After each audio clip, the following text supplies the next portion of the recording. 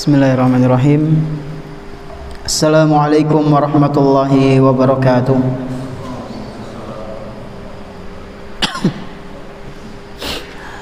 Alhamdulillahirabbil alamin, wassalatu wassalamu ala nabiyyina Muhammadin wa ala alihi wa ashabihi wa man tabi'ahum bi ihsanin ila yaumiddin. Asyhadu an la ilaha illallah wahdahu la syarika lah wa asyhadu anna Muhammadan abduhu wa rasuluhu la nabiyya ba'dah. Alhamdulillah, segala puji hanya milik Allah Subhanahu wa taala, di mana Dia telah memberikan kepada kita semuanya nikmat yang begitu banyak. Dan di antara kenikmatan yang telah Allah Subhanahu wa taala berikan kepada kita semuanya, yaitu berupa nikmat iman, nikmat Islam, nikmat sehat, dan nikmat kita bisa kembali menghadiri majelis ta'lim di salah satu rumah-rumah Allah Subhanahu wa taala yang kita cintai ini. Kita berharap kepada Allah Tabaraka wa taala, semoga apa yang kita pelajari pada malam yang berbahagia kali ini bisa kita amalkan dalam kehidupan sehari-hari, sehingga menjadi bekal kita kelak ketika berjumpa dengan Allah Subhanahu wa taala di hari akhir nanti. Allahumma amin. Tak lupa pula salawat dan salam semoga senantiasa tercurah limpahkan kepada Nabi kita yang tercinta, Nabi Muhammad sallallahu alaihi wasallam, beserta para keluarganya, para sahabatnya, dan umatnya yang senantiasa mengikuti sunnah-sunnah beliau hingga hari akhir nanti. Jamaah salat maghrib Masjid Amani Al-Hashimi rahimani wa rahimakumullah. InsyaAllah pada kesempatan malam yang berbahagia kali ini kita akan melanjutkan membaca kitab Al-Arba'in An-Nawawiyah yang ditulis oleh Al-Imam Muhyiddin Yahya bin Syaraf rahimahullahu ta'ala, atau yang masyhur, yang lebih terkenal dengan Imam An-Nawawi rahimahullahu ta'ala. Dan kita telah sampai di hadis yang ke-6, di mana pada pertemuan yang telah lalu kita telah membaca dan menerjemahkan hadis yang ke-6 ini, yaitu mengenai nopo halal, haram, dan perkara syubhat ya. Halal kemarin adalah pengertian ringkasnya sesuatu yang dibolehkan oleh syariat. Kalau haram adalah yang tidak diperbolehkan oleh syariat. Sementara syubhat itu apa? Samar-samar ya. Yang namanya samar-samar berarti ya membingungkan ya. Samar-samar itu ya tidak jelas. Yang halal itu sudah jelas, yang haram itu sudah jelas. Nah, kita akan membahas beberapa faedah yang ada di dalam hadis ini. Sekurang-kurangnya ada sekitar 5 atau 6 faedah yang akan kita bahas pada malam hari ini insyaallah. Tapi sebelum kita masuk ke faedah, kita akan dengarkan hadis terlebih dahulu. Tafadhal Iqra. Bismillahirrahmanirrahim. Alhamdulillahilladzi bi'anihi was-salihat wa bi fadlihi tanazzalu al-khairat wal barakat وبتوفيقه تتحقق المقاصد والغايات ثم أفضل الصلاة وأتم التسليم على نبينا الكريم وعلى آله وأصحابه جواده في دار النعيم. أما بعد، اللهم اغفر لنا ولوالدينا ولمشايخنا ولأساتذتنا ولجميع المسلمين آمين. قال فضيلة الشيخ أبو زكريا يحيى بن شرف بن حسن بن حسين النووي رحمه الله تعالى. الحديث السادس عن النعمان بن بشير رضي الله تعالى عنه قال: سمعت رسول الله صلى الله عليه وسلم يقول: إن الحلال بين وإن الحرام بين وبينهما مشتبهات لا يعلمهن كثير من الناس فمن اتقى الشبهات استبرأ لدينه وعرضه ومن وقع في الشبهات وقع في الحرام كالراعي يرعى حول الحمى يوشك أن يوقع فيه ألا وإن لكل ملك حمى ألا وإن حمى الله محارمه ألا وإن في الجسد مضغة إذا صلحت صلح الجسد كله وإذا فسدت فسد الجسد كله ألا وهي القلب رواه البخاري ومسلم. Jazakallahu khairan. Hadis yang keenam yaitu al-halalu bayyinun wa innal harama bayyinun. Innal halala bayyinun wa innal harama bayyinun wa bainahuma mushtabihatun. Sesungguhnya yang halal itu sudah jelas, yang haram itu sudah jelas, dan di antara yang halal dan yang haram itu ada perkara-perkara atau sesuatu yang syubhat, sesuatu yang samar. La ya'lamuhunna katsirun minan nas. Banyak manusia yang tidak mengetahuinya. Ini menunjukkan bahwa hanya para ulama lah yang mengetahui perkara yang syubhat itu. Karena sebagian orang itu kadang menganggap ini bukan syubhat, ini memang boleh gitu. Dengan kacamata awamnya dia mengatakan seperti itu. La ya'lamuhunna katsirun minan nas. Banyak manusia yang tidak mengetahui perkara syubhat ini. Faman ittaqa syubhati istabra'a lidinihi wa 'irdihi. Barang siapa yang menjauhi syubhat, maka dia telah menjaga agamanya dan juga kehormatannya. Wa man waqa'a fi syubhati waqa'a fil haram. Barang siapa yang melakukan atau sengaja terjun pada perkara syubhat, maka dia telah melakukan sesuatu yang haram.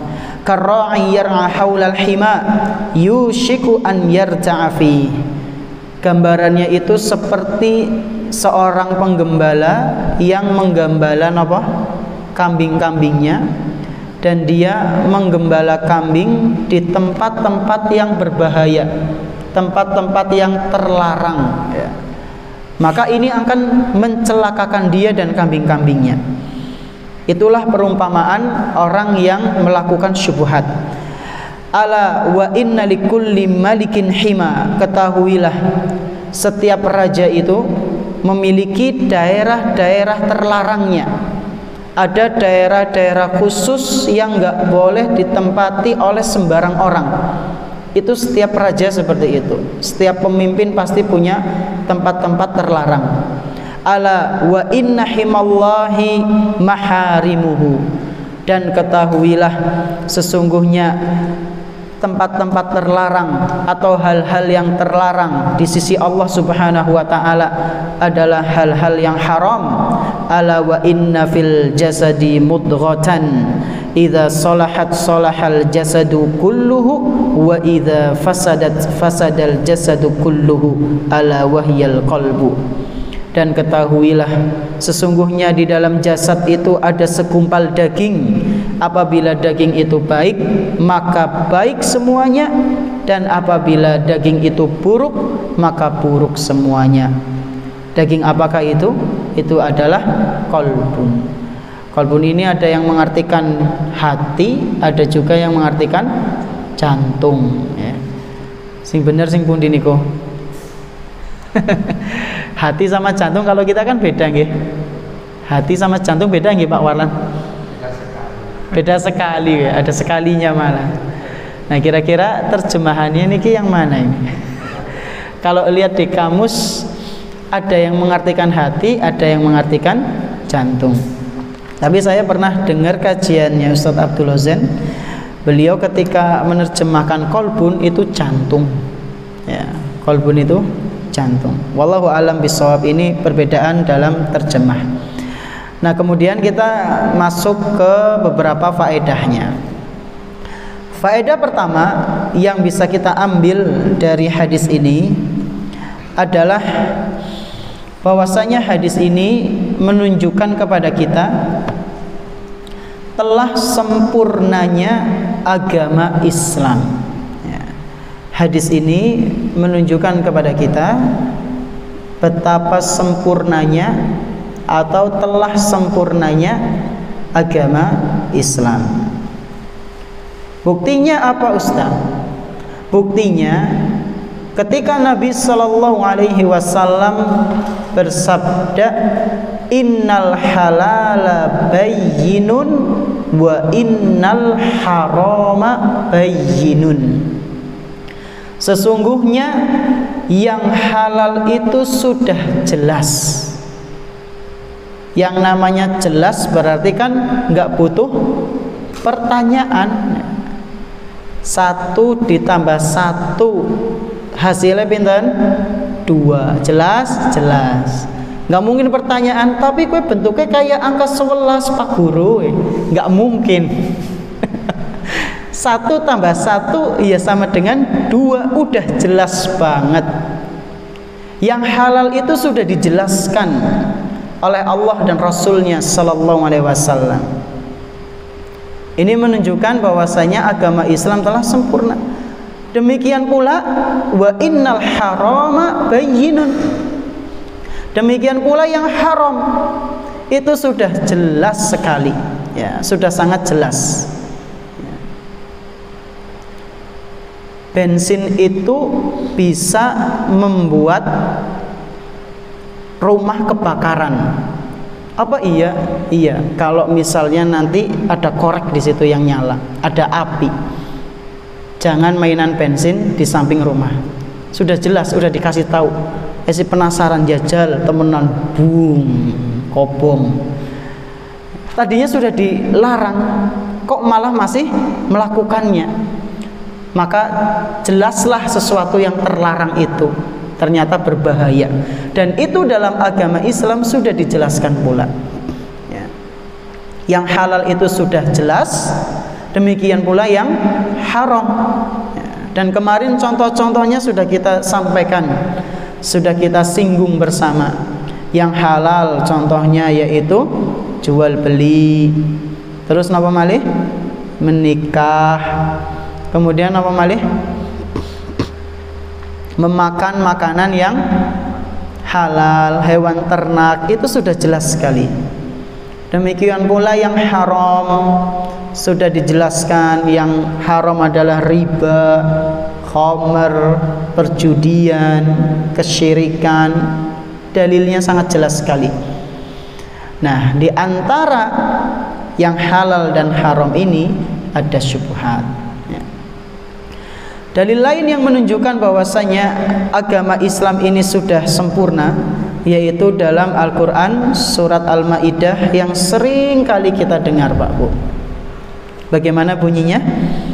Al-yawma akmaltu lakum dinakum. Pada hari ini, yaitu hari ketika haji wada, perpisahan Nabi sallallahu alaihi wasallam, ya, beberapa hari kemudian beliau akan meninggalkan dunia. Al-yauma, pada hari ini, kata Allah Subhanahu wa taala, akmaltu lakum dinakum. Aku telah sempurnakan agama untuk kalian. Jadi agama untuk kalian itu sudah sempurna. Wa atmamtu alaikum ni'mati. Dan telah aku sempurnakan pula, telah aku cukupkan nikmatku untuk kalian. Apa itu nikmat yang dimaksud? Ya, diantaranya penjelasan-penjelasan yang halal, yang haram itu udah jelas sekali. Ya. Kan merupakan sebuah kenikmatan, Pak Bu, ketika kita tahu ini yang benar, ini yang salah. Itu termasuk kenikmatan. Ya. Kita tahu mana yang benar, kita tahu mana yang salah, itu adalah sebuah kenikmatan. Kata Allah, wa atmamtu alaikum ni'mati, dan sungguh telah aku cukupkan, sungguh telah aku sempurnakan nikmatku untuk kalian. Wa raditu lakumul Islam madina, dan aku telah ridho bahwasanya agama Islam sebagai agama kalian. Ini dalil juga yang menunjukkan kepada kita bahwasanya agama yang di sisi Allah itu cuma apa? Islam. Berarti keliru kalau sampai ada orang muslim kok mengatakan semua agama sama, semua agama baik, cuma beda jalannya. Walah, yang bilang ini orang muslim.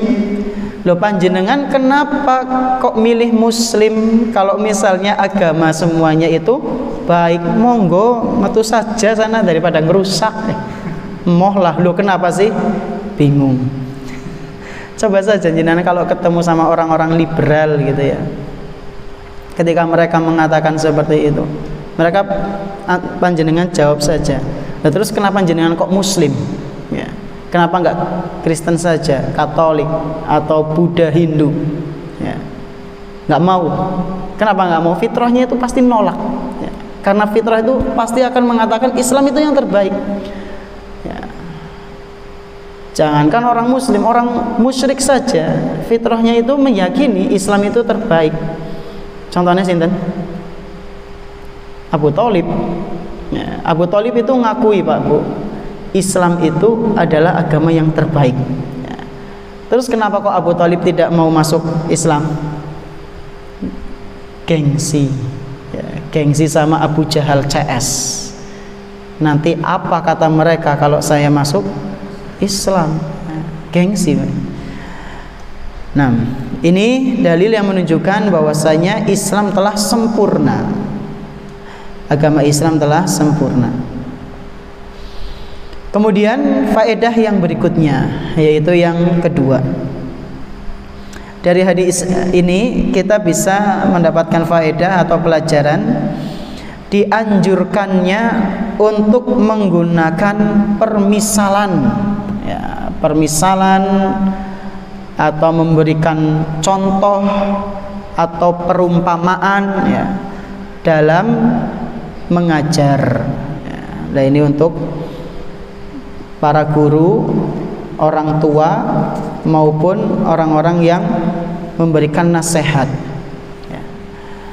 Bahkan sebagian ulama, Pak Bu, mereka berpendapat pengajaran uslub ya, uslub tanya jawab, uslub memberikan perumpamaan itu yang pertama kali mengadakan adalah Islam ya. Jadi uslub misalnya tanya jawab, kemudian diumpamakan seperti ini, itu yang pertama kali memunculkan adalah Islam, Nabi Muhammad SAW. Dan ini sangat banyak sekali dalam Al-Quran maupun hadis, yang mana Allah dan Rasulnya SAW ketika menjelaskan suatu hal pakai perumpamaan. Contohnya dalam hadis ya ini ya, ketika Rasulullah SAW memberikan perumpamaan orang yang mendekati syubhat itu seperti penggembala yang mendekati tempat-tempat terlarang. Orang yang melakukan syubhat, Pak Bu, orang yang melakukan perkara-perkara, hal-hal, amalan yang masih samar, itu seperti dia menggembala kambingnya di lahan yang terlarang. Bahaya mboten? Bahaya. Ketika seseorang angon wedhus nang kebone tanggane, bisa jadi kambing-kambing yang dia angon ditembak, bisa jadi saking kesuweh mungkin, atau bisa jadi dicekel sembelih sekalian ya. Atau bisa jadi jenengan karo wedhus-wedhuse didomai nang sing duwe lahan. Wis kena-kena jangan angon kambing di sini. Isi angon nang kono, ngerusak kebone tanggane. Ngerusak ya, akhirnya dia rusak kehormatannya, rusak hewan-hewannya. Demikianlah seperti orang yang mendekati syubhat. Mendekatinya saja nggak boleh, apalagi sampai terjun ke dalam amalan syubhat. Maka rusak agama dan harga dirinya. Orang yang melakukan atau masuk dalam perkara syubhat, Pak Bu, itu agama dan kehormatannya akan rusak. Makanya Nabi SAW mengatakan, famanittaqash syubuhat, barang siapa yang menjaga dirinya dari syubhat, maka dia telah menjaga agamanya dan irdihi, harga dirinya. Orang yang mendekati syubhat berarti sebaliknya, agamanya rusak, harga dirinya pun bisa rusak. Ini mengenai faedah yang kedua, bahwasanya kita dianjurkan untuk permisalan ya. Contohnya dalam hadis ini. Dalam Al-Qur'an memang ada. Contohnya dalam Al-Qur'an surat Al-Baqarah. Nah, ini di Al-Baqarah lumayan banyak. Masaluhum kamasalil ladzis tawqada nara. Ketika Allah menceritakan tentang keadaan orang munafik, ketika mereka ingin coba menyala, tapi diredupkan oleh Allah, kayak gitu terus. Kemudian dalam Al-Baqarah surat Al-Baqarah ayat ke-261, di situ juga Allah Subhanahu wa taala ngasih perumpamaan orang yang menginfakkan hartanya di jalan Allah. Dia itu seperti nanam biji yang kemudian biji itu tumbuh, dan ketika tumbuhan itu memiliki tangkai, tangkai sebanyak 7. Kata Allah Subhanahu wa taala, masalul ladzina yunfikuna amwalahum fi sabilillah kamatsali habbatin ambatat sab'a sanabil. Sesungguhnya permisalan orang-orang yang menginfakkan harta mereka di jalan Allah. Infak di jalan Allah itu bentuknya contohnya apa, Pak? Niku napa? Kotak amal ya. Alhamdulillah sini penuh terus nggih. Masya Allah. Ya mendekati penuh lah. Maksudnya berisi. Saya pernah jumpai masjid kok isinya kosong terus kotaknya. Allahu Akbar. Di sini alhamdulillah. Pasti isinya itu. Alhamdulillah. Selain ngisi kotak masjid, napa malih? Infak di jalan Allah, Pak, Bu. Membiayai para penuntut ilmu ya. Contoh lain apa? Infak di jalan Allah, bangun masjid ya. Kemudian apa malih? Membantu orang yang kelaparan, itu termasuk infak semua, pemberian. Nah, orang seperti itu dia seperti menanam biji ya. Kama salihabbatin ambatat sab'a sanabil. Biji yang dia tanam kemudian tumbuh, dan tumbuhan itu memiliki 7 tangkai. Fi kulli sunbulatin mi'atu habbah. Dan setiap tangkai itu memiliki 100 butir ya. Jadi banyak sekali balasannya, pahala yang akan dia dapatkan. Enggak cukup sampai di situ, Pak, Bu. Kata Allah Subhanahu wa taala, wallahu yudha'ifu liman yasha. Dan Allah Subhanahu wa taala bisa lipat gandakan lagi balasan yang akan dia dapatkan. Jadi enggak cuma ratusan pahala yang dia dapatkan, bisa jadi Allah lipat gandakan balasan yang telah dia dapatkan. Wallahu wasi'un alim. Dan Allah Subhanahu wa taala itu maha luas lagi maha mengetahui. Ini faedah yang keberapa? Kedua. Permisalan itu sangat dianjurkan ketika kita sedang menjelaskan sesuatu ya.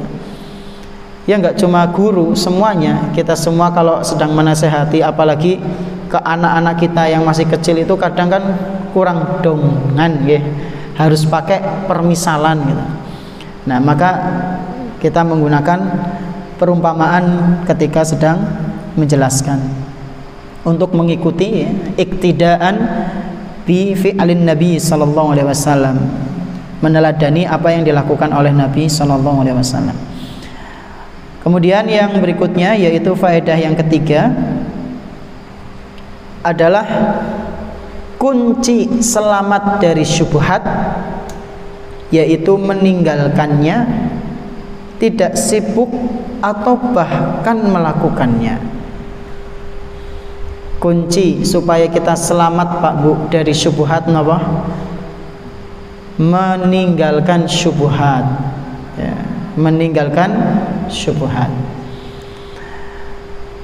Memang ketika kita meninggalkan syubhat, kita mendapatkan manfaat Pak Bu, jelas mendapatkan, ya.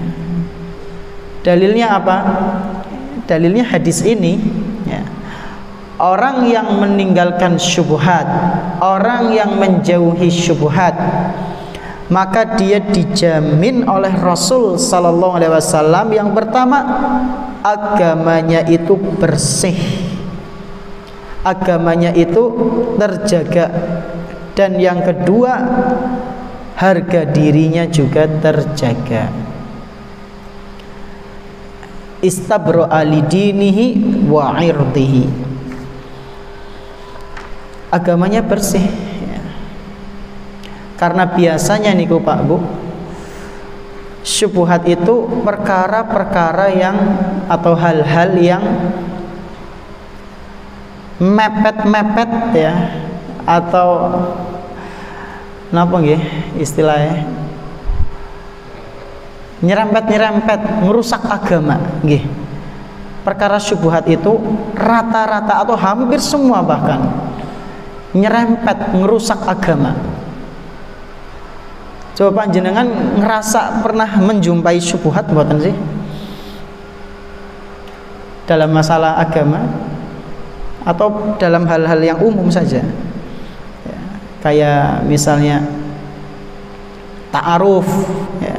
Ta'aruf ini kan apa? Perkenalan kan? Nah, ngomongnya ta'aruf tapi digawang anak ini, ya. Loh kayak kenapa dengan anaknya diponceng nambah kurung nikah lagi ta'aruf. Loh, apa ta'aruf kayak gitu? Lah kan perkenalan. Nah, ta'aruf terus mentasrif. Ta'arafa ya ta'arafu ta'arufan. Ngerti apa ora wazane? Ya, tafa'ala ya tafa'alu tafa'ulan itu artinya adalah saling mengenal, ya enggak apa-apa biar semakin kenal, ya. Wonten sing atus niku. Wonten. Terus ada juga yang mengatakan jilbab, ya. Jilbab itu enggak wajib. Di Al-Qur'an itu enggak menyebutkan jilbab itu wajib. Ya. Adanya adalah perintah hendaknya. Namanya hendaknya itu kan tidak wajib. Nah, orang awam yang mendengar syubhat seperti ini jauhi, ya. Nggak usah kemudian dipikir, iya hendaknya kan beda dengan harus diwajibkan, ya. Nggak usah dipikir sampai nanti lama kelamaan malah takutnya dia terkena itu. Nah, mikirnya dia masalah seperti ini itu udah seperti orang yang mendekati syubhat, ya. Lama-lama terjerumus nanti, ya. Lama-lamanya terjerumus. Kemudian yang beberapa tahun yang lalu, ya, ada tesis apa ya kalau nggak salah, seorang dosen, ya, S3 yang menghalalkan zina, ya. Zina itu katanya tidak haram. Ini udah syubhat ini, bikin bingung kan? Lo sing biyen-biyen ujaku ngertine haram, kualik ya. Saya ulang. Pernah dulu tahun 2018 kalau nggak salah, ya, ada dosen yang menghalalkan zina, ya. Ini kan syubhat samar bagi orang awam. Yang mana dulu-dulunya kita itu meyakini zina adalah haram, kok ini muncul orang S3 maning, latar belakangnya agama lagi, mengatakan zina itu halal, ya. nikah kontrak itu boleh. Ya. Ini kan syubhat. Maka kita sebagai orang yang awam tidak perlu nangkep ucapan orang-orang yang seperti itu kemudian dimasukkan dalam hati, nggak perlu. Udah kita yakini apa yang sudah kita yakini zaman dulu, dari dulu, dalil-dalil yang sudah menyebutkan, dalil-dalil jelas. Dengan begitu maka kita akan selamat agamanya. Dan yang kedua, orang yang menjauhi syubhat, harga dirinya itu akan bersih, akan terjaga. Harga diri niku nggih seperti kewibawaan, ya. Kemudian kehormatan itu akan terjaga. Dan panjenengan bisa lihat bagaimana orang-orang yang mengonsumsi atau hal-hal yang ada syubhat di situ lalu dia melakukannya, itu sangat jauh berbeda harga dirinya dengan harga diri orang yang menjauhi perkara syubhat. Auranya itu berbeda, Pak Bu. Auranya itu berbeda. Demikianlah keutamaan orang yang menjauhi syubhat, ya. Dia akan bersih agamanya dan kehormatannya akan terjaga. Kemudian faedah yang berikutnya,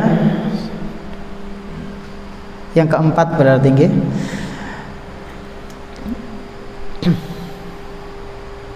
zahir seseorang, ya, perilaku luar seseorang itu mencerminkan, menggambarkan isi hatinya, ya. Zahir seseorang, perbuatan seseorang itu pada umumnya mencerminkan isi hatinya. Kalau hatinya kotor, zahirnya pasti kotor, ya. Besar kemungkinan perbuatannya kotor. Dan sebaliknya, kalau hatinya bersih, maka zahirnya juga akan baik. Ini kita ambil dari mana? Dari sabda Nabi sallallahu alaihi wasallam,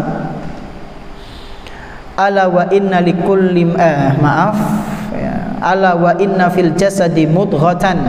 Ketahuilah sesungguhnya dalam jasad itu ada mudghah, segumpal daging. Idza salahat salahal jasadu kulluhu. Jika hati atau jantung seseorang itu baik, maka seluruh jasadnya akan baik. Perilakunya secara zahir itu akan kelihatan baik. Tapi sebaliknya, wa idza fasadat fasadal jasadu kulluhu. Tapi sebaliknya, kalau misalnya hati seseorang itu buruk, hati seseorang itu busuk, ya, maka zahirnya pasti akan menampakkan apa yang ada di dalam hatinya. Ala wahyal qalb. Ketahuilah, satu gumpalan daging itu adalah hati. Oleh karena itu, betapa pentingnya kita untuk senantiasa berdoa, meminta kepada Allah Subhanahu wa taala agar hati kita itu senantiasa dalam keadaan bersih, ya. Kemudian tidak tercemari oleh syubhat-syubhat, apalagi pemikiran-pemikiran yang bisa menghantarkan pada perbuatan syirik. Mungkin ini yang bisa kami sampaikan mengenai beberapa faedah dari hadis yang ke-6. Adapun di pertemuan yang akan datang, insyaallah kita akan membahas hadis yang ke-7, yaitu mengenai agama adalah nasihat. Biidznillah ta'ala. Terima kasih atas perhatiannya. Mohon maaf atas segala kekurangannya. Kita tutup dengan doa kafaratul majlis. Subhanakallahumma wa bihamdik, asyhadu an la ilaha illa anta, astaghfiruka wa atubu ilaik. Wassallallahu ala nabiyyina Muhammadin wa ala alihi wa sahbihi ajma'in. Wassalamualaikum warahmatullahi wabarakatuh.